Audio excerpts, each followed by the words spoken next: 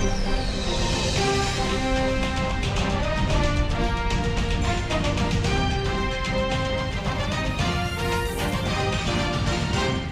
हाँ, सारे श्रोतिਆਂ ਨੂੰ ਪਿਆਰ ਭਰੀ ਸਤਿ ਸ਼੍ਰੀ ਅਕਾਲ। ਮੇਰੇ ਵੱਲੋਂ ਦਿਲਪ੍ਰੀਤ ਸਿੰਘ ਵੱਲੋਂ ਹੁਣ ਸਮਾਂ ਹੋ ਗਿਆ ਪ੍ਰੋਗਰਾਮ ਖਬਰ ਤੇ ਨਜ਼ਰ ਦਾ ਬਲਤੇਜ ਪੰਨੂ ਜੀ ਦੇ ਨਾਲ। ਪ੍ਰੋਗਰਾਮ ਸ਼ੁਰੂ ਕਰਨ ਤੋਂ ਪਹਿਲਾਂ ਅੱਜ ਦੇ ਸਪਾਂਸਰਾਂ ਦਾ ਧੰਨਵਾਦ ਕਰਨਾ ਚਾਹੁੰਦੇ ਹਾਂ। ਖਾਲਸਾ ਇੰਸ਼ੋਰੈਂਸ ਸੈਨੋਜ਼ੇ ਵਾਲੇ, ਗੁਰਦੀਪ ਸਿੰਘ ਬਿਰਦੀ ਕਲੋਵਿਸ ਤੋਂ, ਇਸ਼ਾਨਜੀਤ ਸਿੰਘ ਖਲੋਠੀ ਯੂਬਾ ਸਿਟੀ ਤੋਂ, ਸਤਨਾਮ ਸਿੰਘ ਸ਼ੇਰਗਿੱਲ ਸੈਲਮਾ ਤੋਂ, ਬਹਾਦਰ ਸਿੰਘ ਗਿੱਲ ਫਾਊਲਰ ਤੋਂ, ਸੁੱਚਾ ਸਿੰਘ ਫਰੈਜ਼ਨੋ ਤੋਂ, ਸਰਬਜੀਤ ਸਿੰਘ ਛੋਕਰ ਟਰਲਕ ਤੋਂ, ਹਰਵਿੰਦਰ ਸਿੰਘ ਸਮਰਾ ਯੂਬਾ ਸਿਟੀ ਤੋਂ, ਸੁਰਿੰਦਰ ਸਿੰਘ ਯੂਬਾ ਸਿਟੀ ਤੋਂ, ਜੱਸੀ ਗਿੱਲ ਪਲੰਬਿੰਗ ਵਾਲੇ ਬੇਕਰਸਫੀਲਡ ਤੋਂ ਅਤੇ ਤਲਵਿੰਦਰ ਸਿੰਘ ਅਤੇ ਪ੍ਰੀਤਮ ਸਿੰਘ ਗਿੱਲ ਬੇਕਰਸਫੀਲਡ ਤੋਂ। ਇਸ ਸਪਾਂਸਰਾਂ ਦਾ ਬਹੁਤ ਬਹੁਤ ਧੰਨਵਾਦ ਕਰਦੇ ਹਾਂ। ਅਤੇ ਹੁਣ ਸਵਾਗਤ ਕਰਦੇ ਹਾਂ ਬਲਤੇਜ ਪੰਨੂ ਜੀ ਨੂੰ। ਸਤਿ ਸ਼੍ਰੀ ਅਕਾਲ ਬਲਤੇਜ ਪੰਨੂ ਜੀ। ਸਤਿ ਸ਼੍ਰੀ ਅਕਾਲ ਜੀ ਦਿਲਪ੍ਰੀਤ, ਧੰਨਵਾਦ, ਬਹੁਤ ਮਿਹਰਬਾਨੀ। ਔਰ ਅੱਜ ਦੇ ਇਸ ਪ੍ਰੋਗਰਾਮ ਦੇ ਵਿੱਚ ਆਪਾਂ ਝਾਤ ਮਾਰਾਂਗੇ ਜੀ ਇੱਕ ਵਾਰੀ ਫੇਰ ਆਲੇ ਦੁਆਲੇ ਦੇ ਉੱਤੇ ਕੀ ਕੁਛ ਵਾਪਰਿਆ ਜਾਂ ਕੀ ਕੁਛ ਵਾਪਰ ਸਕਦਾ ਜਾਂ ਵਾਪਰ ਰਿਹਾ ਜੀ। ਅਕਾਲੀ ਦਲ, ਕਿਉਂਕਿ ਜੇ ਆਪਾਂ ਭਾਈ ਕਾਹਨ ਸਿੰਘ ਨਾਭਾ ਹੋਰਾਂ ਦੇ ਮਹਾਨ ਕੋਸ਼ ਦੀ ਗੱਲ ਕਰੀਏ ਤਾਂ ਅਕਾਲ ਤਖਤ ਨੂੰ ਮੰਨਣ ਵਾਲਾ ਅਕਾਲੀ 1920 ਦੇ ਵਿੱਚ ਅਕਾਲੀ ਦਲ ਦੀ ਜਿਹੜੀ ਜੀ ਉਹ ਸਥਾਪਨਾ ਹੋਈ। ਤੇ ਪਰ ਅੱਜ ਜਿਹੜੀ ਰਿਪੋਰਟ ਹੈ ਜੀ ਉਹ ਹੈਰਾਨ ਕਰਨ ਵਾਲੀ ਆ ਇਸ ਪੱਖੋਂ ਕਿ ਅਕਾਲੀ ਦਲ ਦੇ ਵਿੱਚ ਜਿਹੜੀ ਪੰਥਕ ਪਾਰਟੀ ਗਿਣੀ ਜਾਂਦੀ ਹੁੰਦੀ ਸੀ, ਅੱਜ ਉਹਦੇ ਵਿੱਚ ਧਾਰਮਿਕ ਹਸਤੀਆਂ ਦਾ ਕਾਲ ਪੈ ਗਿਆ। ਔਰ ਅਕਾਲੀ ਦਲ ਦੀ ਜਿਹੜੀ ਸੀਨੀਅਰ ਲੀਡਰਸ਼ਿਪ ਹੈ ਉਹਨੂੰ ਇੱਕ ਉੱਚੇ ਕੱਦ-ਬੁੱਤ ਵਾਲੀ ਧਾਰਮਿਕ ਹਸਤੀ ਦੀ ਘਾਟ ਜਿਹੜੀ ਆ ਉਹ ਰੜਕ ਰਹੀ ਹੈ। ਸ਼੍ਰੋਮਣੀ ਗੁਰਦੁਆਰਾ ਪ੍ਰਬੰਧਕ ਕਮੇਟੀ ਦੀ 29 ਨਵੰਬਰ ਨੂੰ ਹੋਣ ਵਾਲੀ ਚੋਣ ਪਾਰਟੀ ਦੇ ਵਾਸਤੇ ਇੱਕ ਚੁਣੌਤੀ ਜਿਹੜੀ ਆ ਉਹ ਬਣੀ ਹੋਈ ਆ। ਮੌਜੂਦਾ ਪ੍ਰਧਾਨ ਕਿਰਪਾਲ ਸਿੰਘ ਬਡੂੰਗਰ ਹੋਰੀ ਆਪਣੇ ਇਸ ਅਹੁਦੇ ਦੇ ਭਵਿੱਖ ਦੇ ਵਿੱਚ ਸ਼ਾਇਦ ਉਹ ਨਹੀਂ ਰਹਿਣਗੇ, ਹਾਲਾਂਕਿ ਉਹਨਾਂ ਦਾ ਨਾਮ ਜਿਹੜਾ ਉਹ ਚੱਲ ਰਿਹਾ। ਅਕਾਲੀ ਦਲ ਕੋਰ ਕਮੇਟੀ ਦੀ ਜਿਹੜੀ ਚੰਡੀਗੜ੍ਹ ਦੇ ਵਿੱਚ ਮੀਟਿੰਗ ਹੋਣੀ ਆ, ਇਹਦੇ ਵਿੱਚ ਇੱਕ ਵਾਰੀ ਫਿਰ ਕਮਾਂਡ ਅਕਾਲੀ ਦਲ ਦੇ ਸਰਪ੍ਰਸਤ ਪ੍ਰਕਾਸ਼ ਸਿੰਘ ਬਾਦਲ ਹੋਰੀ ਜਿਹੜਾ ਜੀ ਉਹਨਾਂ ਦੇ ਸੰਭਾਲਣ ਦੇ ਆਸਾਰ ਨੇ। ਜਿਹੜੇ ਪਾਰਟੀ ਦਾ ਇੱਕ ਸੀਨੀਅਰ ਆਗੂ ਆ ਜੀ ਉਹ ਕਹਿੰਦਾ ਹੈ ਕਿ ਬਾਦਲ ਦੇ ਨਾਲ ਕਮੇਟੀ ਪ੍ਰਧਾਨ ਦੀ ਚੋਣ ਸੰਬੰਧੀ ਰਸਮੀ ਚਰਚਾ ਜਿਹੜੀ ਆ ਉਹ ਹੋਵੇਗੀ। ਮਾਝੇ ਦਾ ਅਕਾਲੀ ਆਗੂ ਸੇਵਾ ਸਿੰਘ ਸੇਖਵਾਂ ਦਾਅਵੇਦਾਰਾਂ ਦੇ ਵਿੱਚ ਸ਼ਾਮਲ ਹੈ, ਪਰ ਹਾਲ ਦੀ ਘੜੀ ਕੋਈ ਵਿਵਾਦ ਰਹਿਤ ਤੇ ਉੱਚੇ ਕੱਦ ਵਾਲੀ ਧਾਰਮਿਕ ਹਸਤੀ ਜਿਹੜੀ ਹੈ ਜੀ ਉਹ ਦਿਖਾਈ ਨਹੀਂ ਦੇ ਰਹੀ ਜਿਹਨੂੰ ਇਸ ਸੰਸਥਾ ਦੀ ਜ਼ਿੰਮੇਵਾਰੀ ਦਿੱਤੀ ਜਾ ਸਕੇ। ਬੇਸ਼ੱਕ ਜਗੀਰ ਕੌਰ ਦਾ ਨਾਮ ਵੀ ਇਹਦੇ 'ਚ ਬੋਲੀ ਜਾਂਦਾ, ਸਾਬਕਾ ਮੰਤਰੀ ਤੋਤਾ ਸਿੰਘ ਹੋਰਾਂ ਦਾ ਨਾਮ ਵੀ ਜਿਹੜਾ ਬੋਲ ਰਿਹਾ, ਤੇ ਦੋਨੋਂ ਇਹ ਅੱਡੀ ਚੋਟੀ ਦਾ ਜ਼ੋਰ ਵੀ ਲਾ ਰਹੇ ਆ ਕਿ ਇਹ ਇਸ ਅਹੁਦੇ ਦੇ ਉੱਤੇ ਚਲੇ ਜਾਣ। ਪਰ ਦੋਵੇਂ ਆਗੂਆਂ ਨੂੰ ਅਦਾਲਤ ਦੇ ਵੱਲੋਂ ਸੁਣਾਈ ਜਿਹੜੀ ਸਜ਼ਾ ਉਹ ਕਮੇਟੀ ਮੁਖੀ ਦੇ ਵੰਡ ਦੇ ਵਿੱਚ ਵੱਡਾ ਅੜਿੱਕਾ ਜਿਹੜਾ ਜੀ ਉਹ ਖੜਾ ਕਰ ਰਹੀ ਹੈ। ਸੂਤਰ ਇਹ ਵੀ ਦੱਸਦੇ ਆ ਕਿ ਕਈ ਵਿਅਕਤੀਆਂ ਦੇ ਨਾਵਾਂ ਦੇ ਉੱਤੇ ਵਿਚਾਰ ਤਾਂ ਕੀਤਾ ਗਿਆ, ਪਰ ਉਹ ਸ਼੍ਰੋਮਣੀ ਗੁਰਦੁਆਰਾ ਪ੍ਰਬੰਧਕ ਕਮੇਟੀ ਦੇ ਮੈਂਬਰ ਨਾ ਹੋਣ ਕਰਕੇ ਪ੍ਰਧਾਨ ਦੀ ਚੋਣ ਜਿਹੜੀ ਆ ਜੀ ਉਹ ਨਹੀਂ ਲੜ ਸਕਦੇ। ਸੋ ਉਹ ਪਾਰਟੀ ਜਿਹੜੀ ਕਿ ਪੰਥਕ ਪਾਰਟੀ ਅਖਵਾਉਂਦੀ ਆ ਔਰ ਜਿਹਦੀ ਸ਼ੁਰੂਆਤ ਜਿਹੜੀ ਹੈ ਜੀ ਉਹ ਇੱਕ ਪੰਥਕ ਪਾਰਟੀ ਵਜੋਂ ਹੋਈ ਸੀ, ਅਕਾਲ ਤਖਤ ਨੂੰ ਮੰਨਣ ਵਾਲੇ। ਤੇ ਇਸ ਵੇਲੇ ਜਿਹੜਾ ਜੀ ਸਵਾਲ ਇਹ ਖੜਾ ਹੋਇਆ ਪਿਆ ਕਿ ਉਹਦੇ ਵਿੱਚ ਧਾਰਮਿਕ ਹਸਤੀ ਕੋਈ ਹੈ ਨਹੀਂ। ਇਹ ਵੀ ਕਿਹਾ ਜਾ ਰਿਹਾ ਜੀ ਕੁਛ ਨਾਵਾਂ ਦੇ ਉੱਤੇ ਵਿਚਾਰ ਤਾਂ ਹੋਈ, ਪਰ ਅਕਾਲੀ ਦਲ ਦੇ ਇਹ ਜਥੇਦਾਰ ਜਿਹਨਾਂ ਨਾਵਾਂ ਤੇ ਵਿਚਾਰ ਹੋਈ ਉਹ ਸ਼ਰਾਬ ਦੇ ਧੰਦੇ ਦੇ ਨਾਲ ਜੁੜੇ ਹੋਏ ਆ, ਜਿਹਦੇ ਕਰਕੇ ਕੱਲ੍ਹ ਨੂੰ ਕੋਈ ਕਿੰਤੂ ਪਰੰਤੂ ਜਿਹੜਾ ਜੀ ਉਹ ਨਾ ਹੋਵੇ। ਇਹ ਆਪਣੇ ਆਪ ਦੇ ਵਿੱਚ ਇੱਕ ਬਹੁਤ ਵੱਡੀ ਹੈਰਾਨੀ ਵਾਲੀ ਜਿਹੜੀ ਉਹ ਗੱਲ ਹੈ। ਇਹ ਵੀ ਕਿਹਾ ਜਾ ਰਿਹਾ ਜੀ ਕਿ ਇਹ ਤਕਰੀਬਨ ਤੈਅ ਸੀਗਾ ਕਿ ਐਤਕੀ ਸ਼੍ਰੋਮਣੀ ਗੁਰਦੁਆਰਾ ਪ੍ਰਬੰਧਕ ਕਮੇਟੀ ਦੇ ਪ੍ਰਧਾਨ ਦੇ ਵਜੋਂ ਸੁੱਚਾ ਸਿੰਘ ਲੰਗਾਹ ਜਿਹੜਾ ਸੀਗਾ ਜੀ ਉਹਦਾ ਨਾਮ ਸਾਹਮਣੇ ਆ ਜਾਣਾ ਸੀ ਤੇ ਉਹਨੇ ਪ੍ਰਧਾਨ ਬਣ ਜਾਣਾ ਸੀ ਜੇ ਉਦੋਂ ਪਹਿਲਾਂ ਉਹਦੀ ਇੱਕ ਨੀਲੀ ਫਿਲਮ ਜਿਹੜੀ ਆ ਉਹ ਨਾ ਆ ਜਾਂਦੀ ਤਾਂ ਜੀ। ਪਿਛਲੇ ਕੁਛ ਦਿਨਾਂ ਤੋਂ ਇੱਥੇ ਪਟਿਆਲੇ ਦੇ ਵਿੱਚ 1-2 ਦਿਨ ਤੋਂ ਇੱਕ ਔਰਤ ਤੇ ਉਹਦੀ ਬੱਚੀ ਗੁੰਮ ਸਨ ਜੀ। ਪਰਿਵਾਰ ਵਾਲਿਆਂ ਨੇ ਉਹਨਾਂ ਦੀ ਗੁੰਮਸ਼ੁਦਗੀ ਦੀ ਰਿਪੋਰਟ ਵੀ ਲਿਖਾਈ ਸੀਗੀ, ਪਰ ਜਿਹੜਾ ਇੱਥੇ ਮੋਤੀ ਬਾਗ ਗੁਰਦੁਆਰਾ ਪੈਂਦਾ ਹੈ ਕੈਪਟਨ ਅਮਰਿੰਦਰ ਸਿੰਘ ਹੋਰਾਂ ਦੀ ਜਿੱਥੇ ਰਿਹਾਇਸ਼ ਆ ਉਹਦੇ ਨੇੜੇ ਇਹ ਪੁਰਾਣਾ ਇਤਿਹਾਸਕ ਗੁਰਦੁਆਰਾ, ਉਹਦੇ ਸਰੋਵਰ ਦੇ ਵਿੱਚੋਂ ਇਹਨਾਂ ਮਾਵਾਂ ਧੀਆਂ ਦੀ ਲਾਸ਼ ਮਿਲੀ ਹੈ। ਇਹਦੇ ਵਿੱਚ ਹਰਵਿੰਦਰ ਕੌਰ ਜਿਹੜੀ 32 ਸਾਲਾਂ ਦੀ ਆਪਣੀ 4 ਸਾਲਾਂ ਜਿਹੜੀ ਕੁੜੀ ਸੀਗੀ ਅਮਨਪ੍ਰੀਤ ਉਹਨੂੰ ਸਕੂਲ ਛੱਡਣ ਗਈ ਸੀਗੀ, ਮੁੜ ਕੇ ਉਹ ਘਰੇ ਨਹੀਂ ਪੁੱਜੀ। ਜਿੰਨਾ ਕਿ ਇਹ ਪਤਾ ਲੱਗ ਰਿਹਾ ਸੀ ਕਿ ਬਿਮਾਰ ਰਹਿੰਦੀ ਸੀਗੀ ਹਰਵਿੰਦਰ ਕੌਰ ਔਰ ਉਹਦਾ ਇੱਕ ਸੁਸਾਈਡ ਨੋਟ ਵੀ ਮਿਲਿਆ ਜਿਹਦੇ ਵਿੱਚ ਉਹਨੇ ਇਸ ਮੌਤ ਦੇ ਵਾਸਤੇ ਕਿਸੇ ਨੂੰ ਕਸੂਰਵਾਰ ਨਹੀਂ ਜਿਹੜਾ ਜੀ ਉਹ ਦੱਸਿਆ। ਸ਼ਹਿਰ ਦੇ ਇਹ ਭੀੜ ਭਾੜ ਵਾਲੇ ਇਲਾਕੇ ਦੇ ਵਿੱਚ ਇਹ ਪੈਂਦਾ ਜਿਹੜਾ ਗੁਰਦੁਆਰਾ ਮੋਤੀ ਬਾਗ ਹੈ। ਬਹੁਤ ਇੱਥੇ ਰੌਣਕ ਵੀ ਜਿਹੜੀ ਹੈ ਜੀ ਉਹ ਹਰ ਸਮੇਂ ਰਹਿੰਦੀ ਆ ਪਿਛਲੇ ਦਿਨੀ ਜਿਹੜਾ ਸੀਗਾ ਜੀ ਇੱਕ ਬੱਚੀ ਦੀ ਛੋਟੀ ਦੀ ਡੈਥ ਹੋਈ ਸੀ, ਉਹ ਵੀ ਇਸ ਏਰੀਏ ਦੇ ਵਿੱਚ ਉਹਨੂੰ ਮਾਰ ਕੇ ਜਿਹੜਾ ਜੀ ਮੁੜ ਕੇ NIS ਦੀ ਜਿਹੜੀ ਨਾਲ ਕੰਧ ਪੈਂਦੀ ਆ ਉਹਦੇ ਪਰਲੇ ਪਾਸੇ ਸੁੱਟ ਦਿੱਤਾ ਗਿਆ ਸੀਗਾ। ਤੇ ਹੁਣ ਇਹ ਦੋ ਜਿਹੜੀਆਂ ਡੈਡ ਬੋਡੀਜ਼ ਮਿਲੀਆਂ ਨੇ ਉਹਨੇ ਕਈ ਤਰ੍ਹਾਂ ਦੇ ਸਵਾਲੀਆ ਚਿੰਨ੍ਹ ਜਿਹੜੇ ਆ ਜੀ ਉਹ ਖੜੇ ਕੀਤੇ ਆ। ਵੀ ਇੱਕ ਤਾਂ ਇਹ ਕਿ ਇਹਨਾਂ ਮਾਵਾਂ ਧੀਆਂ ਨੂੰ ਜੇ ਉਹਨਾਂ ਨੇ ਇਸ ਤਲਾਅ ਦੇ ਵਿੱਚ ਛਾਲ ਮਾਰੀ ਆ ਤਾਂ ਕਿਸੇ ਨੇ ਵੇਖਿਆ ਕਿਉਂ ਨਾ, ਕਿਉਂਕਿ ਸ਼ਾਇਦ ਹੀ ਕੋਈ ਉਹ ਸਮਾਂ ਹੋਵੇ ਜਦੋਂ ਇਸ ਜਗ੍ਹਾ ਦੇ ਉੱਤੇ ਕੋਈ ਨਾ ਕੋਈ ਮੱਥਾ ਟੇਕਣ ਵਾਲਾ ਜਿਹੜਾ ਜੀ ਉਹ ਇਸ ਗੁਰਦੁਆਰੇ ਦੇ ਵਿੱਚ ਨਹੀਂ ਜਾਂਦਾ। ਸ਼ਹਿਰ ਦੇ ਵਿੱਚ ਹੋਣ ਕਰਕੇ ਇਹ ਗੁਰਦੁਆਰੇ ਦੇ ਵਿੱਚ ਬਹੁਤੇ ਲੋਕੀ ਜਿਹੜਾ ਜੀ ਉਹ ਪੈਦਲ ਹੀ ਇਸ ਗੁਰਦੁਆਰੇ ਤੱਕ ਪਹੁੰਚਦੇ ਆ। ਜਿਸ ਟਾਈਮ ਮਰਜ਼ੀ ਚਲੇ ਜਾਓ, ਸੈਂਕੜਿਆਂ ਦੀ ਗਿਣਤੀ ਦੇ ਵਿੱਚ ਲੋਕ ਉੱਥੇ ਮੱਥਾ ਟੇਕਣ ਵਾਲੇ ਹੁੰਦੇ ਆ। ਪਰ ਹੈਰਾਨੀਜਨਕ ਤਰੀਕੇ ਦੇ ਨਾਲ ਇਹਨਾਂ ਦੋਨਾਂ ਨੂੰ ਕਿਸੇ ਨੇ ਨਾ ਦੇਖਿਆ ਤੇ 2 ਦਿਨ ਜਿਹੜੀਆਂ ਸੀਗੀਆਂ ਨੇ ਇਹਨਾਂ ਦੀਆਂ ਡੈਡ ਬੋਡੀਜ਼ ਸਰੋਵਰ ਦੇ ਵਿੱਚ ਰਹੀਆਂ, ਹੁਣ ਫੁੱਲ ਕੇ ਜਿਹੜੀਆਂ ਉਹ ਉੱਪਰ ਆਈਆਂ ਜੀ। ਇਸ ਵੇਲੇ ਮਾਮਲਾ ਬਹੁਤ ਇੱਕ ਭਖਿਆ ਹੋਇਆ ਜੀ ਦਿਆਲ ਸਿੰਘ ਕਾਲਜ ਵਾਲਾ। ਦਿਆਲ ਸਿੰਘ ਹੁਣਾਂ ਦੇ ਨਾਮ ਦੇ ਉੱਤੇ ਕਾਲਜ ਦਿਆਲ ਸਿੰਘ ਮਜੀਠੀਆ ਜਿਹੜੇ ਸਨ, ਜਿਹੜੇ ਮਹਾਰਾਜਾ ਰਣਜੀਤ ਸਿੰਘ ਹੋਰਾਂ ਦੇ ਪਰਿਵਾਰ ਦੇ ਨੇੜੇ ਵਾਲਿਆਂ ਦੇ ਵਿੱਚੋਂ ਇੱਕ ਗਿਣੇ ਜਾਂਦੇ ਸਨ। ਦਿਆਲ ਸਿੰਘ ਮਜੀਠੀਆ ਹੋਰਾਂ ਨੇ ਚੋਖੀ ਕਮਾਈ ਕੀਤੀ, ਵੱਡੀ ਪ੍ਰਾਪਰਟੀ ਬਣਾਈ, ਪਰ ਉਹਨਾਂ ਦੀ ਦੂਰ ਅੰਦੇਸ਼ੀ ਸੀ ਕਿ ਉਹਨਾਂ ਨੇ ਜਿਹੜਾ ਧਿਆਨ ਸੀਗਾ ਜੀ ਉਹ ਕੇਂਦਰਿਤ ਕੀਤਾ ਇੱਕ ਤਾਂ ਐਜੂਕੇਸ਼ਨ ਵੱਲ। ਪੰਜਾਬ ਯੂਨੀਵਰਸਿਟੀ ਜਿਹੜੀ ਚੰਡੀਗੜ੍ਹ ਦੇ ਵਿੱਚ ਸਥਿਤ ਹੈ, ਇਹ ਵੀ ਉਹ ਜ਼ਮੀਨ ਹੈ ਜਿਹੜੀ ਦਿਆਲ ਸਿੰਘ ਹੋਰਾਂ ਨੇ ਦਿੱਤੀ ਹੋਈ ਆ। ਦਿਆਲ ਸਿੰਘ ਕਾਲਜ ਦਿੱਲੀ ਦੇ ਵਿੱਚ ਜਿਹੜਾ ਜੀ ਉਹ ਸਥਿਤ ਸੀਗਾ। ਜਦੋਂ ਇਹ ਦਿੱਲੀ ਯੂਨੀਵਰਸਿਟੀ ਦੇ ਅੰਦਰ ਆਇਆ ਤਾਂ ਉਦੋਂ ਜਿਹੜੇ ਪੇਪਰ ਸਾਈਨ ਕੀਤੇ ਗਏ ਸੀ ਉਹਨਾਂ ਪੇਪਰਾਂ ਦੇ ਵਿੱਚ ਇਹ ਬੜਾ ਸਿੱਧਾ ਜਿਹੜਾ ਜੀ ਉਹ ਲਿਖਿਆ ਹੋਇਆ ਕਿ ਇਸ ਕਾਲਜ ਨੂੰ ਇਹਦੀ ਜਿਹੜੀ ਤਕਰੀਬਨ 11 ਏਕੜ ਦੇ ਕਰੀਬ ਜਿਹੜਾ ਵਿੱਚ ਫੈਲਿਆ ਹੋਇਆ ਉਹ ਜ਼ਮੀਨ ਜਿਹੜੀ ਆ ਦਿੱਲੀ ਯੂਨੀਵਰਸਿਟੀ ਨੂੰ ਟ੍ਰਾਂਸਫਰ ਕੀਤੀ ਜਾ ਰਹੀ ਆ। ਔਰ ਉਹਦੇ ਵਿੱਚ ਇਹ ਗੱਲ ਲਿਖੀ ਸੀ ਕਿ ਇਸ ਕਾਲਜ ਦਾ ਨਾਮ ਕਦੀ ਨਹੀਂ ਬਦਲਿਆ ਜਾ ਸਕੂਗਾ। ਇਸ ਸ਼ਰਤ ਦੇ ਉੱਤੇ ਜਿਹੜੀ ਜ਼ਮੀਨ ਸੀਗੀ ਉਹ ਟ੍ਰਾਂਸਫਰ ਕੀਤੀ ਗਈ ਸੀ। ਕੇਂਦਰ ਦੀ ਸਰਕਾਰ ਨੇ ਚੁੱਪ ਚਪੀਤੇ ਇਹਦਾ ਨਾਮ ਵੰਦੇ ਮਾਤਰਮ ਮਹਾਵਿਦਿਆਲਿਆ ਰੱਖਣ ਦੀ ਜਿਹੜੇ ਆ ਜੀ ਉਹ ਨਾ ਸਿਰਫ ਤਜਵੀਜ਼ ਲਿਆਂਦੀ ਬਲਕਿ ਤਕਰੀਬਨ ਕਾਗਜ਼ੀ ਪੱਤਰੀ ਬਹੁਤਾ ਕੰਮ ਪੂਰਾ ਕਰ ਲਿਆ। ਇਸ ਵੇਲੇ ਵਿਵਾਦ ਜਿਹੜਾ ਜੀ ਉਹ ਭਖਿਆ ਹੈ। ਦਿਆਲ ਸਿੰਘ ਮਜੀਠੀਆ ਸਨ, ਉਹਨਾਂ ਨੇ ਇੱਕ ਕਾਲਜ ਲਾਹੌਰ ਦੇ ਵਿੱਚ ਵੀ ਜਿਹੜਾ ਜੀ ਉਹ ਬਣਾਇਆ। ਔਰ ਹੈਰਾਨੀ ਵਾਲੀ ਗੱਲ ਇਹ ਆ ਕਿ ਪਾਕਿਸਤਾਨ ਦੇ ਵਿੱਚ ਸਥਿਤ ਇਸ ਕਾਲਜ ਦਾ ਨਾਮ ਨਹੀਂ ਬਦਲਿਆ ਗਿਆ, ਜਦੋਂ ਕਿ ਇੱਥੇ ਇਹ ਬਦਲਿਆ ਜਾ ਰਿਹਾ। ਟ੍ਰਿਬਿਊਨ ਗਰੁੱਪ ਜਿਹੜਾ ਸੀਗਾ ਜੀ ਉਹ ਵੀ ਦਿਆਲ ਸਿੰਘ ਮਜੀਠੀਆ ਹੋਰਾਂ ਨੇ ਖੜਾ ਕੀਤਾ ਤੇ ਪੰਜਾਬ ਨੈਸ਼ਨਲ ਬੈਂਕ ਜਿਹੜਾ ਸੀਗਾ ਉਹ ਵੀ ਦਿਆਲ ਸਿੰਘ ਮਜੀਠੀਆ ਹੋਰਾਂ ਦੀ ਦੂਰ ਅੰਦੇਸ਼ੀ ਸੋਚ ਦੀ ਵਜ੍ਹਾ ਕਰਕੇ ਜਿਹੜਾ ਜੀ ਉਹ ਸਾਹਮਣੇ ਆਇਆ।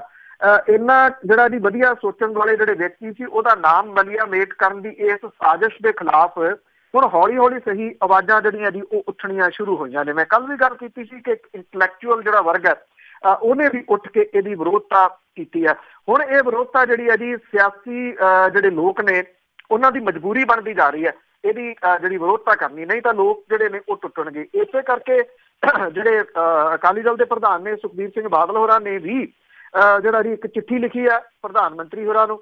ਔਰ ਇਹਦੇ ਵਿੱਚ ਇਹ ਕਿਹਾ ਗਿਆ ਜੀ ਕਿ ਸ਼ਰਾਰਤੀ ਤੱਤਾਂ ਦੀਆਂ ਫਿਰਕੂ ਤਣਾਅ ਪੈਦਾ ਕਰਨ ਦੀਆਂ ਕੋਸ਼ਿਸ਼ਾਂ ਨੂੰ ਤੁਰੰਤ ਨੱਥ ਪਾਈ ਜਾਵੇ। ਔਰ ਇਹਦੇ ਵਿੱਚ ਦਿਆਲ ਸਿੰਘ ਕਾਲਜ ਦੇ ਨਾਮ ਦੀ ਬਦਲੀ ਦਾ ਜਿਹੜਾ ਉਹ ਵਿਰੋਧ ਕੀਤਾ ਗਿਆ। ਔਰ ਇਹ ਵੀ ਪਤਾ ਲੱਗਿਆ ਕਿ ਦਿਆਲ ਸਿੰਘ ਕਾਲਜ ਦੇ ਪ੍ਰਿੰਸੀਪਲ ਜਿਹੜੇ ਨੇ ਪਵਨ ਸ਼ਰਮਾ ਤੇ ਉਹਨਾਂ ਦੇ ਬਾਕੀ ਜਿਹੜਾ ਅਮਲਾ ਹੈ ਉਹਨੇ ਰਾਸ਼ਟਰੀ ਸਿੱਖ ਸੰਗਤ ਦੇ ਨਾਲ ਜਿਹੜੀ ਆ ਉਹ ਮੀਟਿੰਗ ਕੀਤੀ ਆ ਔਰ ਇਹ ਕਿਹਾ ਕਿ ਇਹ ਮਸਲਾ ਛੇਤੀ ਹੱਲ ਜਿਹੜਾ ਉਹ ਹੋ ਸਕਦਾ ਹੈ।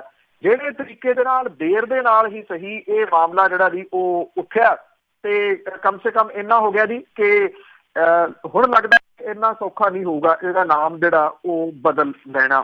ਪਿਛਲੇ ਤਕਰੀਬਨ 4 ਦਿਨ ਤੋਂ ਖਬਰਾਂ ਤੁਹਾਡੇ ਨਾਲ ਕੰਟੀਨਿਊਸ ਜਿਹੜੀਆਂ ਉਹ ਸਾਂਝੀਆਂ ਕੀਤੀਆਂ ਨੇ। ਜਿਹੜੀ ਇੱਥੇ ਲੁਧਿਆਣੇ ਦੇ ਵਿੱਚ ਫੈਕਟਰੀ ਨੂੰ ਅੱਗ ਲੱਗ ਗਈ ਸੀ ਜਿਹਦੇ ਵਿੱਚ 13 ਲੋਕਾਂ ਦੇ ਮਾਰੇ ਜਾਣ ਦਾ ਜਿਹੜਾ ਜੀ ਉਹ ਖਦਸ਼ਾ ਜਾਂ ਉਹਨਾਂ ਦੀਆਂ ਡੈਡ ਬੋਡੀਜ਼ ਜਿਹੜੀਆਂ ਉਹ ਮਿਲ ਗਈਆਂ ਸਨ, ਜਿਹਦੇ ਵਿੱਚ ਮੌਜੂਦ ਸਨ ਜੀ ਫਾਇਰ ਫਾਈਟਰ ਤੇ ਕੁਛ ਬਚਾਉਣ ਗਏ ਲੋਕ। ਸੂਫੀਆ ਚੌਕ ਦੇ ਵਿੱਚ ਇੱਕ ਗੋਲਾ ਪਲਾਸਟਿਕ ਫੈਕਟਰੀ ਜਿਹੜੀ ਸੀਗੀ ਇਹਦੇ ਜਿਹੜੇ ਮਾਲਕ ਸੀ ਉਹਨੂੰ ਅਰੈਸਟ ਕੀਤਾ ਗਿਆ ਔਰ 1 ਦਿਨ ਦੇ ਪੁਲਿਸ ਰਿਮਾਂਡ ਦੇ ਉੱਤੇ ਉਹ ਹੈ। ਹੈਰਾਨੀ ਵਾਲੀ ਗੱਲ ਇਹ ਹੈ ਕਿ 4 ਦਿਨ ਬੀਤ ਜਾਣ ਤੋਂ ਬਾਅਦ ਅਜੇ ਤੱਕ ਵੀ ਇਹ ਅੱਗ ਬੁਝਾਈ ਨਹੀਂ ਜਾ ਸਕੀ ਕਿਉਂਕਿ ਜਿਹੜਾ ਕੈਮੀਕਲ ਹੈ ਉਹਨੂੰ ਲੱਗੀ ਅੱਗ ਮੁਕੰਮਲ ਰੂਪ ਦੇ ਵਿੱਚ ਨਹੀਂ ਦਬ ਰਹੀ। ਔਰ ਮਲਬੇ ਦੇ ਹੇਠ ਦੱਬੇ 3 ਫਾਇਰਮੈਨ ਜਿਹੜੇ ਨੇ ਸੁਖਦੇਵ ਸਿੰਘ, ਮਨੋਹਰ ਲਾਲ ਤੇ ਮਨਪ੍ਰੀਤ ਸਿੰਘ ਦਾ ਅਜੇ ਤੱਕ ਕੁਝ ਵੀ ਪਤਾ ਨਹੀਂ ਲੱਗ ਰਿਹਾ। ਤਿੰਨੇ ਫਾਇਰ ਕਰਮੀਆਂ ਦੇ ਪਰਿਵਾਰ ਜਿਹੜੇ ਨੇ ਜੀ ਉਹ 4 ਦਿਨਾਂ ਤੋਂ ਵਿਚਾਰੇ ਉੱਥੇ ਹੀ ਜਿਹੜੇ ਉਹ ਖੜੇ ਨੇ। ਔਰ ਇਹਦੀ ਪਤਾ ਲੱਗਾ ਜੀ ਕਿ ਫਾਇਰ ਬ੍ਰਿਗੇਡ ਦੇ ਅਧਿਕਾਰੀ ਜਿਹੜੇ ਨੇ ਜੀ ਉਹ ਕਹਿੰਦੇ ਕਿ ਮਲਬਾ ਬਣੀ ਫੈਕਟਰੀ 'ਚ ਅਜੇ ਵੀ ਸੈਂਕੜੇ ਲੀਟਰ ਕੈਮੀਕਲ ਪਿਆ, ਜਿਹਦੇ ਕਰਕੇ ਇਹ ਅੱਗ ਨਹੀਂ ਬੁਝ ਰਹੀ। ਮਲਬਾ ਹਟਾਉਣ ਦੇ ਜਿਹੜੇ ਬਚਾਅ ਕਾਰਜ ਦੇ ਵਿੱਚ ਲੱਗੇ ਜਿਹੜੇ NDRF ਟੀਮ ਦੇ ਮੈਂਬਰ ਨੇ ਉਹ ਵੀ ਮਿਹਨਤ ਪੂਰੀ ਜਿਹੜੀ ਆ ਜੀ ਉਹ ਕਰ ਰਹੇ ਨੇ। ਮਲਬਾ ਕਾਫੀ ਜਿਹੜਾ ਉਹ ਫੈਲਿਆ ਹੋਇਆ। ਇੱਕ ਗੱਲ ਦਾ ਡਰ ਜਿਹੜਾ ਜੀ ਉਹ ਅਜੇ ਵੀ ਬਣਿਆ ਹੋਇਆ ਕਿ ਕਿਉਂਕਿ ਕੈਮੀਕਲ ਜਿਹੜਾ ਉਹ ਧੁਖ ਰਿਹਾ, ਔਰ ਜਿਹੜਾ ਇਹ ਵੀ ਨਹੀਂ ਪਤਾ ਕਿ ਜਿਹੜਾ ਮਲਬਾ ਆ ਉਹਦੇ ਥੱਲੇ ਕਿੰਨਾ ਕੈਮੀਕਲ ਪਿਆ। ਜੇ ਜ਼ਿਆਦਾ ਕੈਮੀਕਲ ਪਿਆ, ਕਿਉਂਕਿ ਇਹ ਵੀ ਤਕਰੀਬਨ ਜਿਹੜਾ ਜੀ ਇਹ ਪਤਾ ਲੱਗ ਹੀ ਚੁੱਕਾ ਹੈ ਕਿ ਜਿਹੜਾ ਧਮਾਕਾ ਹੋਇਆ ਜਿਹਦੇ ਕਰਕੇ ਬਿਲਡਿੰਗ ਡਿੱਗੀ ਉਹ ਕੈਮੀਕਲ ਦੇ ਫਟਣ ਕਰਕੇ ਧਮਾਕਾ ਹੋਇਆ। ਡਰ ਇਸ ਗੱਲ ਦਾ ਪਾਇਆ ਜਾ ਰਿਹਾ ਕਿ ਹੋਰ ਧਮਾਕਾ ਨਾ ਇਸ ਤਰ੍ਹਾਂ ਦਾ ਜਿਹੜਾ ਜੀ ਉਹ ਹੋ ਜਾਵੇ, ਇਸ ਕਰਕੇ ਫੂਕ ਕੇ ਕਦਮ ਜਿਹੜਾ ਜੀ ਉਹ ਰੱਖ ਰਹੇ ਆ। ਪਰ ਸਭ ਤੋਂ ਜ਼ਿਆਦਾ ਤਰਸਯੋਗ ਜਿਹੜੀ ਹਾਲਤ ਹੈ ਜੀ ਉਹ ਪਰਿਵਾਰਾਂ ਦੀ ਬਣੀ ਹੋਈ ਹੈ, ਜਿਨ੍ਹਾਂ ਦੇ 3 ਵਿਅਕਤੀ ਅਜੇ ਵੀ ਮਲਬੇ ਦੇ ਥੱਲੇ ਨੇ। ਉਹਨਾਂ ਨੂੰ ਹਰ ਮਿੰਟ ਦੇ ਉੱਤੇ ਇੱਕ ਆਸ ਜਿਹੜੀ ਹੈ ਜੀ ਉਹ ਦਿਖਾਈ ਦਿੰਦੀ ਹੈ ਕਿ ਖੌਰੇ ਉਹਨਾਂ ਦੇ ਘਰ ਦਾ ਜੀ ਜਿਹੜਾ ਜੀ ਉਹ ਠੀਕ ਠਾਕ ਹੋਵੇ ਤੇ ਮਲਬੇ ਦੇ ਥੱਲਿਓਂ ਨਿਕਲ ਆਵੇ। ਹਾਲਾਂਕਿ ਇਹਦੀ ਪੋਸੀਬਿਲਿਟੀ ਬਹੁਤ ਘੱਟ ਇਸ ਵੇਲੇ ਜਿਹੜੀ ਹੈ ਜੀ ਉਹ ਜਾਪ ਰਹੀ ਹੈ ਜੀ। ਇੱਕ ਪਾਕਿਸਤਾਨ ਦੇ ਸ਼ਾਇਰ ਨੇ ਸ਼ਰਫ ਸਾਹਿਬ, ਬੜਾ ਕਮਾਲ ਦਾ ਉਹ ਲਿਖਦੇ ਰਹੇ ਨੇ। ਉਹਨਾਂ ਦਾ ਇੱਕ ਸ਼ੇਰ ਹੈ ਜਿਹੜਾ ਅੱਜ ਦੀ ਜਿਹੜੀ ਅਗਲੀ ਗੱਲ ਹੈ ਉਹਦੇ ਉੱਤੇ ਬੜਾ ਢੁਕਵਾਂ ਕਿ ਮੁੱਠੀਆਂ ਮੀਚ ਕੇ ਨੁਕਰੇ ਰਹੀ ਬੈਠੀ ਵੇ ਮੈਂ ਟੁੱਟੀ ਸਤਾਰ ਰਬਾਬੀਆਂ ਦੀ, ਪੁੱਛੀ ਜਿਨ੍ਹਾਂ ਨੇ ਸ਼ਰਫ ਨਾ ਬਾਤ ਮੇਰੀ ਵੇ ਮੈਂ ਬੋਲੀ ਹਾਂ ਉਹਨਾਂ ਪੰਜਾਬੀਆਂ ਦੀ। ਕਿਸੇ ਭਾਸ਼ਾ ਨੂੰ ਜਿਹੜਾ ਜਿਉਂਦਾ ਰੱਖਣ ਦੇ ਵਾਸਤੇ, ਉਹਦੇ ਵਿਕਾਸ ਦੇ ਵਾਸਤੇ ਸਭ ਤੋਂ ਅਹਿਮ ਇਹੀ ਹੁੰਦਾ ਜੀ ਕਿ ਉਹਨੂੰ ਬੋਲਣ ਚਾਲਣ ਵਾਲਿਆਂ ਦੀ ਗਿਣਤੀ ਵੱਡੀ ਹੋਵੇ। ਦਿਆਲ ਸਿੰਘ ਕਾਲਜ ਦੀ ਆਪਾਂ ਗੱਲ ਕੀਤੀ, ਬੇਸ਼ੱਕ ਇਹ ਪੰਜਾਬੀ ਦੇ ਨਾਲ ਜੁੜੀ ਹੋਈ ਗੱਲ ਤਾਂ ਨਹੀਂ ਦਿਆਲ ਸਿੰਘ ਹੋਰਾਂ ਦੇ ਕਾਲਜ ਵਾਲੀ, ਪਰ ਇੱਕ ਕੋਸ਼ਿਸ਼ਾਂ ਤਾਂ ਹੈ ਨੇ ਨਾ, ਜਿਹੜੇ ਨਾਮ ਹੀ ਨੇ ਉਹ ਮੇਟ ਦਿੱਤੇ ਜਾਣ। ਸਕੂਲਾਂ ਦੇ ਵਿੱਚ ਸਟੂਡੈਂਟਸ ਦੇ ਵੱਲੋਂ ਭਾਸ਼ਾ ਦੀ ਜਿਹੜਾ 14ਵਾਂ ਵਿਸ਼ਾ ਜਿਹੜਾ ਉਹ ਪੜ੍ਹਨਾ ਹੁੰਦਾ, ਉਹਦੇ ਵਿੱਚ ਪੰਜਾਬੀ ਭਾਸ਼ਾ ਪੰਜਾਬ ਦੇ ਵਿੱਚ ਆਪਣਾ ਆਧਾਰ ਗਵਾਉਣ ਲੱਗੀ ਆ। ਪੰਜਾਬ ਸਕੂਲ ਸਿੱਖਿਆ ਬੋਰਡ ਦੇ ਵਿੱਚ +2 ਦੇ ਵਿੱਚ ਤੱਕ ਪੜ੍ਹਦੇ ਜਿਹੜੇ ਸਟੂਡੈਂਟਸ ਨੇ, ਜਿਨ੍ਹਾਂ ਨੂੰ ਪੰਜਾਬੀ ਲਾਜ਼ਮੀ ਵਿਸ਼ੇ ਵਜੋਂ ਪੜ੍ਹਨੀ ਪੈਂਦੀ ਹੈ, ਪਰ ਪੰਜਾਬੀ ਦਾ ਸਾਹਿਤਕ ਰੂਪ 10ਵੀਂ ਤੋਂ ਬਾਅਦ 94ਵੇਂ ਵਿਸ਼ੇ ਵਜੋਂ ਜਿਹੜਾ ਜੀ ਉਹ ਆਉਂਦਾ ਹੈ। 94ਵਾਂ ਵਿਸ਼ਾ ਹੋਣ ਕਰਕੇ ਵਿਦਿਆਰਥੀਆਂ ਦੇ ਉੱਤੇ ਡਿਪੈਂਡ ਹੈ ਜੀ ਕਿ ਉਹ ਅੱਗੋਂ ਪੰਜਾਬੀ ਪੜ੍ਹਦਾ ਹੈ ਕਿ ਨਹੀਂ। ਪੰਜਾਬੀ ਨੂੰ 94ਵੇਂ ਵਿਸ਼ੇ ਵਜੋਂ ਲੈਣ ਵਾਲੇ ਸਟੂਡੈਂਟਸ ਜਿਹੜੇ ਨੇ ਉਹਨਾਂ ਦੀ ਗਿਣਤੀ ਬੜੀ ਤੇਜ਼ੀ ਦੇ ਨਾਲ ਜਿਹੜੀ ਉਹ ਘਟਦੀ ਜਾ ਰਹੀ ਹੈ। ਸਾਲ 95 ਦੇ ਵਿੱਚ 40% ਦੇ ਕਰੀਬ ਸਟੂਡੈਂਟਸ ਨੇ 12ਵੀਂ ਜਮਾਤ ਤੱਕ ਪੰਜਾਬੀ 94ਵੇਂ ਵਿਸ਼ੇ ਵਜੋਂ ਪੜ੍ਹੀ। ਸਾਲ 17 ਦੇ ਵਿੱਚ ਇਹ ਅੰਕੜਾ ਘਟ ਕੇ 24% ਰਹਿ ਗਿਆ। ਇਹਦਾ ਇੱਕ ਕਾਰਨ ਜਿਹੜਾ ਜੀ ਵਿਦਿਆਰਥੀਆਂ ਦੇ ਵੱਲੋਂ ਸਾਇੰਸ ਜਾਂ ਕਾਮਰਸ ਜਿਹੜੇ ਸਬਜੈਕਟ ਨੇ ਉਹਨਾਂ ਨੂੰ ਤਰਜੀਹ ਦੇਣਾ, ਆਰਟਸ ਵਿਸ਼ਾ ਲੈਣ ਵਾਲੇ ਵਿਦਿਆਰਥੀਆਂ ਨੇ ਵੀ ਨਿਰਾਸ਼ ਕੀਤਾ। 95 ਚ ਪੰਜਾਬੀ 94ਵੇਂ ਵਿਸ਼ੇ ਵਜੋਂ ਲੈਣ ਵਾਲੇ ਆਰਟਸ ਦੇ ਵਿਦਿਆਰਥੀਆਂ ਦੀ ਗਿਣਤੀ 46% ਸੀ, ਜਿਹੜੀ ਅੱਜ ਘਟ ਕੇ 35% ਰਹਿ ਗਈ ਆ। ਜਿਹੜੀ ਪ੍ਰਥਮ ਸਿੱਖਿਆ ਇੱਕ NGO ਆ, ਉਹ ਸਾਲਾਨਾ ਸਟੇਟਸ ਤਿਆਰ ਕਰਕੇ ਦਿੰਦੀ ਆ। ਉਹਦੀ ਰਿਪੋਰਟ ਦੇ ਮੁਤਾਬਕ 4th ਕਲਾਸ ਦੇ 46% ਬੱਚੇ ਦੂਜੀ ਜਮਾਤ ਦੀ ਪੰਜਾਬੀ ਦੀ ਕਿਤਾਬ ਵੀ ਠੀਕ ਢੰਗ ਦੇ ਨਾਲ ਨਹੀਂ ਪੜ੍ਹ ਸਕਦੇ। ਇਹਦੇ ਵਿੱਚ ਤਕਰੀਬਨ 4.5% ਬੱਚੇ ਇੱਦਾਂ ਦੇ ਨੇ ਜਿਨ੍ਹਾਂ ਨੂੰ ਤੀਜੀ ਜਮਾਤ ਤੱਕ ਪੰਜਾਬੀ ਅੱਖਰਾਂ ਦੀ ਸਮਝ ਨਹੀਂ, ਤੇ 20% ਉਹ ਬੱਚੇ ਨੇ ਜਿਹੜੇ ਪਹਿਲੀ ਜਮਾਤ ਦੀ ਜਿਹੜੀ ਕਿਤਾਬ ਹੈ ਉਹ ਪੜ੍ਹਨ ਤੋਂ ਕੋਰੇ ਨੇ। ਜਿਹੜੇ ਇੱਕ ਪ੍ਰਿੰਸੀਪਲ ਨੇ ਉਹਦੇ ਤੇ ਆਪਣਾ ਤਰਕ ਦਿੰਦੇ ਆ, ਕਹਿੰਦੇ ਆ ਕਿ ਜਿਹੜੇ ਬਹੁਤੇ ਸਟੂਡੈਂਟਸ ਨੇ ਉਹਨਾਂ ਦੇ ਮਾਪੇ ਨਹੀਂ ਚਾਹੁੰਦੇ ਕਿ ਉਹ ਪੰਜਾਬੀ ਪੜ੍ਹਨ, ਔਰ ਉਹ ਇਹ ਚਾਹੁੰਦੇ ਆ ਕਿ ਉਹਨਾਂ ਨੂੰ ਜਿਹੜੀਆਂ ਦੂਸਰੀਆਂ ਜਿਹੜੀਆਂ ਲੈਂਗੁਏਜ ਨੇ ਉਹ ਜਿਹੜੀਆਂ ਉਹ ਪੜ੍ਹਨ, ਜਿਹਦੇ ਵਿੱਚ ਫਰੈਂਚ, ਜਰਮਨ ਜਾਂ ਚਾਈਨੀਜ਼ ਭਾਸ਼ਾ, ਕਿਉਂਕਿ ਉਹ ਚਾਹੁੰਦੇ ਆ ਕਿ ਉਹਨਾਂ ਦੇ ਬੱਚੇ ਜਿਹੜੇ ਆ ਉਹ ਬਾਹਰ ਜਾਣ। ਜੇ ਇਹ ਹਾਲਾਤ ਪੰਜਾਬ ਦੇ ਵਿੱਚ ਬਣ ਰਹੇ ਆ ਤਾਂ ਸ਼ਾਇਦ ਵਿਦੇਸ਼ਾਂ ਦੇ ਵਿੱਚ ਰਹਿੰਦੇ ਜਿਹੜੇ ਮਾਪੇ ਨੇ ਉਹਨਾਂ ਤੋਂ ਸਿੱਖਣ ਦੀ ਜ਼ਰੂਰਤ ਹੈ, ਜਿਹੜੇ 5 ਦਿਨ ਜਿਹੜੀ ਜੀ ਆਪਣੇ ਘਰ ਨੂੰ ਚਲਾਉਣ ਦੇ ਵਾਸਤੇ ਸਖਤ ਮਿਹਨਤ ਕਰਦੇ ਆ, ਤੇ 6ਵੇਂ ਜਾਂ 7ਵੇਂ ਦਿਨ ਆਪਣੇ ਬੱਚਿਆਂ ਨੂੰ ਸਮਾਂ ਕੱਢ ਕੇ ਛੋਟੇ ਛੋਟੇ ਪੰਜਾਬੀ ਸਕੂਲਾਂ ਦੇ ਵਿੱਚ ਪੰਜਾਬੀ ਸਿਖਾਉਣ ਦੇ ਵਾਸਤੇ ਜਿਹੜਾ ਜੀ ਉਹ ਲੈ ਕੇ ਜਾਂਦੇ ਆ। ਪਰ ਇਹੋ ਜਿਹੀ ਗੱਲ ਇੱਥੇ ਜਿਹੜੀ ਆ ਜੀ ਉਹ ਕਿਤੇ ਵੇਖਣ ਨੂੰ ਮਿਲ ਨਹੀਂ ਰਹੀ। ਸੋ ਜਿਹੜੀ ਪੰਜਾਬੀ ਹੈ ਜੀ ਉਹ ਆਪਣੀ ਧਰਤੀ ਦੇ ਉੱਤੇ ਬੇਗਾਨੀ ਹੋਣ ਵੱਲ ਨੂੰ ਸਟੈਪ ਬਾਈ ਸਟੈਪ ਵੱਧ ਰਹੀ ਹੈ ਜੀ। ਜਿਹੜਾ ਪੰਜਾਬ ਹੈ 5 ਆਬ ਦਰਿਆਵਾਂ ਦੇ ਨਾਮ ਦੇ ਨਾਲ ਜਾਣਿਆ ਜਾਂਦਾ ਸੀ। ਉਹਦਾ ਨਾਮ ਜਿਹੜਾ ਜੀ ਉਹ ਦਰਿਆਵਾਂ ਦੇ ਨਾਮ ਦੇ ਉੱਤੇ ਹੈ, ਪਰ ਅਗਲੇ ਵਰੇ ਤੋਂ ਸ਼ਾਇਦ ਹੋ ਸਕਦਾ ਜੀ ਇਹ ਟੋਲ ਪਲਾਜ਼ਿਆਂ ਵਾਲਾ ਸੂਬਾ ਜਿਹੜਾ ਉਹ ਉੱਭਰ ਆਵੇ, ਕਿਉਂਕਿ ਮਾਲਵਾ ਖਿੱਤਾ ਜਿਹੜਾ ਸੀਗਾ ਜੀ ਪਹਿਲਾਂ ਇਹਦੇ ਵਿੱਚ ਟੋਲ ਪਲਾਜ਼ੇ ਬਹੁਤ ਘੱਟ ਸੀਗੇ, ਔਰ ਹੁਣ ਜਿਹੜਾ ਜੀ 18 ਤੱਕ ਦੇ ਅੱਧ ਤੱਕ ਬਹੁਤੇ ਜਿਹੜੇ ਆ ਜੀ ਉਹ ਟੋਲ ਪਲਾਜ਼ੇ ਸ਼ੁਰੂ ਹੋ ਜਾਣਗੇ। ਲੋਕਾਂ ਨੂੰ ਜੇਬਾਂ ਜਿਹੜੀਆਂ ਦੀ ਆਪਣੀਆਂ ਹੌਲੀਆਂ ਕਰਨੀਆਂ ਪੈਣਗੀਆਂ। ਸੜਕਾਂ ਚਾਰ ਮਾਰਗੀ ਜਿਹੜੀਆਂ ਦੀ ਉਹ ਹੋ ਗਈਆਂ ਨੇ। ਇਹ ਰੁੰਡ ਮਰੁੰਡ ਹਾਈਵੇ ਜਿਹੜੇ ਜਿੱਥੋਂ ਦਰਖਤ ਜਿਹੜੇ ਉਹ ਸਾਰੇ ਦੇ ਸਾਰੇ ਉਜਾੜ ਦਿੱਤੇ ਗਏ ਆ। ਨਵੇਂ ਲਾਉਣ ਵੱਲ ਨੂੰ ਕੋਈ ਧਿਆਨ ਨਹੀਂ ਗਾ, ਪਰ ਲੋਕਾਂ ਦੀਆਂ ਜੇਬਾਂ ਜਿਹੜੀਆਂ ਦੀ ਉਹ ਢਿੱਲੀਆਂ ਜ਼ਰੂਰ ਹੋਣਗੀਆਂ। ਬਠਿੰਡਾ ਅੰਮ੍ਰਿਤਸਰ ਜਿਹੜੀ ਸੜਕ ਹੈ ਜੀ, ਇਹ ਜਨਵਰੀ 18 ਦੇ ਵਿੱਚ ਤਕਰੀਬਨ ਇਹਦੇ ਉੱਤੇ 3 ਟੋਲ ਜਿਹੜੇ ਆ ਉਹ ਸ਼ੁਰੂ ਹੋ ਜਾਣਗੇ, ਜਿਹਦਾ ਨੋਟੀਫਿਕੇਸ਼ਨ ਕੇਂਦਰ ਦੀ ਸਰਕਾਰ ਦੇ ਕੋਲੇ ਪੈਂਡਿੰਗ ਜਿਹੜਾ ਦੀ ਉਹ ਪਿਆ। ਬਠਿੰਡਾ ਅੰਮ੍ਰਿਤਸਰ ਸੜਕ ਦੇ ਉੱਤੇ ਕੌਮੀ ਹਾਈਵੇ ਅਥਾਰਟੀ ਦੀ ਟੀਮ ਨੂੰ ਟੋਲ ਦੀ ਅਜ਼ਮਾਇਸ਼ ਕਰਕੇ ਵਿਖਾਈ ਗਈ ਆ।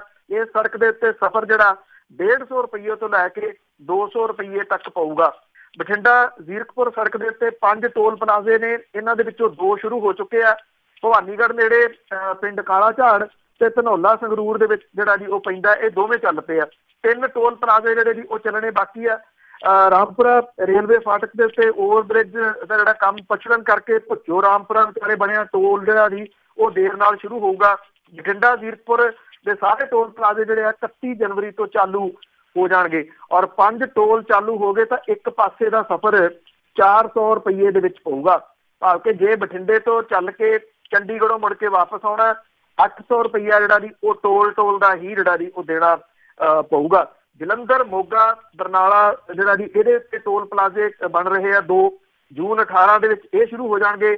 ਸੰਗਰੂਰ ਖਨੌਰੀ ਮਾਰਗ ਦੇ ਉੱਤੇ 58 ਕਿਲੋਮੀਟਰ ਲੰਬਾ ਇਹਦੇ ਉੱਤੇ ਟੋਲ ਪਲਾਜ਼ਾ ਜਿਹੜਾ ਜੀ ਉਹ ਬਣ ਗਿਆ। ਦਸੰਬਰ ਦੇ ਅਖੀਰ ਦੇ ਵਿੱਚ ਜਾਂ ਜਨਵਰੀ ਦੇ ਵਿੱਚ ਇਹ ਚੱਲ ਪਊਗਾ।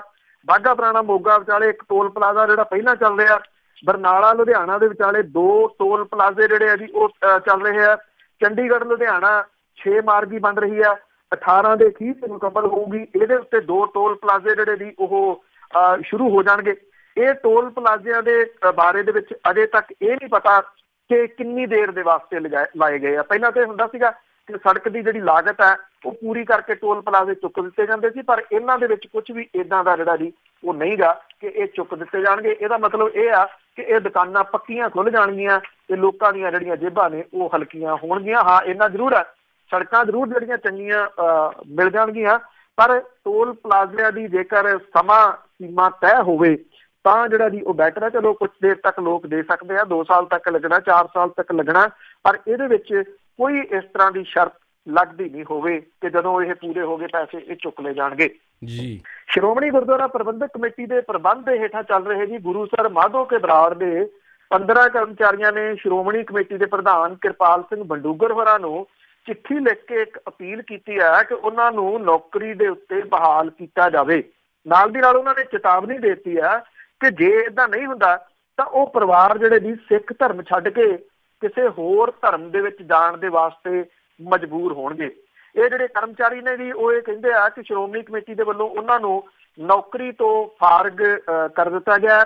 ਉਹ ਸਾਰੇ ਅੰਮ੍ਰਿਤਧਾਰੀ ਨੇ। ਅਜਨਾਲਾ ਤਹਿਸੀਲ ਦੇ ਗੁਰਦੁਆਰਾ ਗੁਰੂਸਰ ਮਾਧੋ ਕੇ ਬਰਾੜ ਦੇ ਵਿੱਚ ਕੰਮ ਕਰਦੇ ਨੇ। ਇਹ ਗੁਰਦੁਆਰਾ 10 ਅਗਸਤ 17 ਨੂੰ ਸ਼੍ਰੋਮਣੀ ਕਮੇਟੀ ਦੇ ਸਿੱਧੇ ਪ੍ਰਬੰਧ ਦੇ ਹੇਠਾਂ ਆ ਗਿਆ ਸੀਗਾ। ਹੁਣ ਇਸ ਗੁਰਦੁਆਰੇ ਨੂੰ ਗੁਰਦੁਆਰਾ ਸ਼ੇਹਟਾ ਸਾਹਿਬ ਦੇ ਨਾਲ ਜੋੜ ਦਿੱਤਾ ਗਿਆ ਔਰ ਇਸ ਤੋਂ ਬਾਅਦ ਇਹਨਾਂ ਨੂੰ ਨੌਕਰੀ ਤੋਂ ਫਾਰਗ ਕਰ ਦਿੱਤਾ ਗਿਆ। ਉਹਨਾਂ ਨੇ ਕਿਹਾ ਕਿ ਨੌਕਰੀ ਕਾਇਮ ਰੱਖਣ ਲਈ ਹਰ ਵਿਅਕਤੀ 50,000 ਰੁਪਏ ਦੀ ਰਿਸ਼ਵਤ ਮੰਗੀ ਗਈ ਸੀ ਔਰ ਮੰਗੀ ਗਈ ਹੈ, ਔਰ ਇਹਦੇ ਸੰਬੰਧੀ ਉਹਨਾਂ ਨੇ ਜਿਹੜੇ ਮੁੱਖ ਸਕੱਤਰ ਹੈ ਉਹਨੂੰ ਮਿਲਣ ਦੇ ਵਾਸਤੇ ਪਹੁੰਚੇ ਸੀ, ਪਰ ਮੁੱਖ ਸਕੱਤਰ ਉਹਨਾਂ ਨੂੰ ਮਿਲੇ ਨਹੀਂ। ਪੀੜਤ ਕਰਮਚਾਰੀ ਕਹਿੰਦੇ ਆ ਕਿ 10 ਅਗਸਤ ਤੋਂ ਉਹਨਾਂ ਨੂੰ ਤਨਖਾਹਾਂ ਵੀ ਨਹੀਂ ਮਿਲੀਆਂ। ਉਹਨਾਂ ਨੇ ਚੇਤਾਵਨੀ ਇਹ ਦਿੱਤੀ ਹੈ ਕਿ ਜੇ ਉਹਨਾਂ ਨੂੰ ਨਿਆਂ ਨਹੀਂ ਮਿਲਦਾ ਤੇ ਉਹ ਧਰਮ ਬਦਲਣ ਦੇ ਵਾਸਤੇ ਮਜਬੂਰ ਜਿਹੜਾ ਹੋ ਜਾਣਗੇ। ਉਹਨਾਂ ਨੇ ਕਿਹਾ ਕਿ 27 ਨਵੰਬਰ ਨੂੰ ਅਕਾਲ ਤਖਤ ਦੇ ਵਿੱਚ ਆਪਣੇ ਕਕਾਰ ਰੱਖ ਕੇ ਉਹ ਮੁਆਫੀ ਮੰਗ ਲੈਣਗੇ ਔਰ 28 ਨਵੰਬਰ ਨੂੰ ਉਹ ਕਿਸੇ ਹੋਰ ਧਰਮ ਦੇ ਵਿੱਚ ਸ਼ਾਮਲ ਹੋ ਜਾਣਗੇ। ਅਜੇ ਤੱਕ ਜਿਹੜੇ ਸ਼੍ਰੋਮਣੀ ਗੁਰਦੁਆਰਾ ਪ੍ਰਬੰਧਕ ਕਮੇਟੀ ਹੈ ਜੀ ਉਹਨਾਂ ਦੇ ਵੱਲੋਂ ਇਹਦੇ ਸੰਬੰਧ ਦੇ ਵਿੱਚ ਕੋਈ ਜਿਹੜੀ ਟਿੱਪਣੀ ਇਹਦੇ ਉੱਤੇ ਨਹੀਂ ਆਈ ਕਿ ਜੇ ਇਸ ਤਰ੍ਹਾਂ ਹੋਇਆ ਤਾਂ ਫਿਰ ਸ਼੍ਰੋਮਣੀ ਗੁਰਦੁਆਰਾ ਪ੍ਰਬੰਧਕ ਕਮੇਟੀ ਜਿਹੜੀ ਹੈ ਜੀ ਕੀ ਸਟੈਪ ਲੈ ਸਕਦੇ। ਇਹ ਸਾਡੀ ਕੁਝ ਆਲੇ ਦੁਆਲੇ ਦੀਆਂ ਖਬਰਾਂ। Thank you very much Dilpreet ਜੀ। ਬਹੁਤ ਬਹੁਤ ਧੰਨਵਾਦ ਤੁਹਾਡਾ ਬਲਦੇਜ ਮੰਨੂ ਜੀ ਤੇ ਬੜੀ ਮਿਹਰਬਾਨੀ। Thank you. ਸਤਿ ਸ਼੍ਰੀ ਅਕਾਲ ਜੀ। ਤੇ ਸਨ ਬਲਦੇਜ ਪੰਨੂ ਜੀ ਅੱਜ ਦੇ ਪ੍ਰੋਗਰਾਮ ਖਬਰ ਤੇ ਨਜ਼ਰ ਦੇ ਨਾਲ। ਤੇ ਇੱਦਾਂ ਹੀ ਜੀ ਅਸੀਂ ਇਜਾਜ਼ਤ ਲੈਂਦੇ ਹਾਂ। ਸੁਣਦੇ ਰਹੋ ਪੰਜਾਬੀ ਰੇਡੀਓ USA ਤੇ ਇੱਦਾਂ ਹੀ ਅਸੀਂ ਕੱਲ੍ਹ ਨੂੰ ਮਿਲਦੇ ਹਾਂ ਖਬਰ ਤੇ ਨਜ਼ਰ।